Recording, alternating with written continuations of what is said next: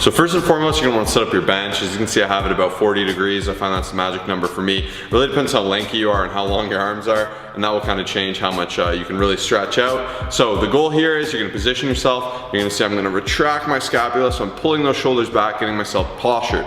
When I'm doing this, I'm protecting all the little vertebrae in my spine by condensing them. There's a little bursa in between each spine, and when you have it padded and contracted backward like that, you're protecting your back. This is something you can use for any exercise, not just this one, so keep that one in your mind at all times.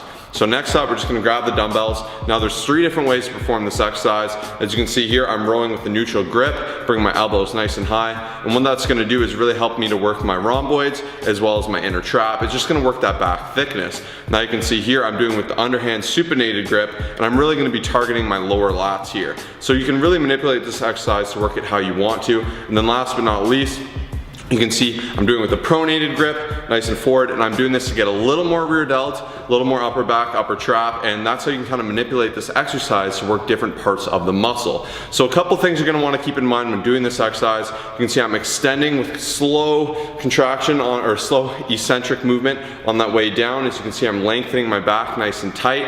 Now on the way up, I'm coming up as high as I can, squeezing more towards my stomach than anything else. If you're squeezing towards your chest, you might end up working the bicep. That is a common mistake I see quite often. So you want to pull it all the way in, nice and far back, stretch it out, keep that control, and really focus on tempo here. I like a slower tempo. Your goal here isn't to use the heaviest weight you can like you would with a barbell row. Just work on good contraction and good control, and that is how you're gonna get the most out of this exercise. Now let's move into 3 common mistakes I see people making. So common mistake number 1, I see so many people stopping short of actual full extension. Because this is a controlled state, you have the bench stopping you. When you're doing a barbell row and you're extending all the way down, typically your shoulders will roll forward and you put your lower back in a vulnerable position. But here you can actually really focus. The best cue I have for you guys is extend all the way down and try to reach your arms, or your fists, sorry, right to the ground, and you'll get full extension and the most out of this exercise. And number 2 common mistake I see a lot of people doing is using way too much weight for this exercise. If you want to go really heavy, do a Yates row, do a barbell row, a Pendlay row, whatever it is, but save this exercise for the very end of your workout.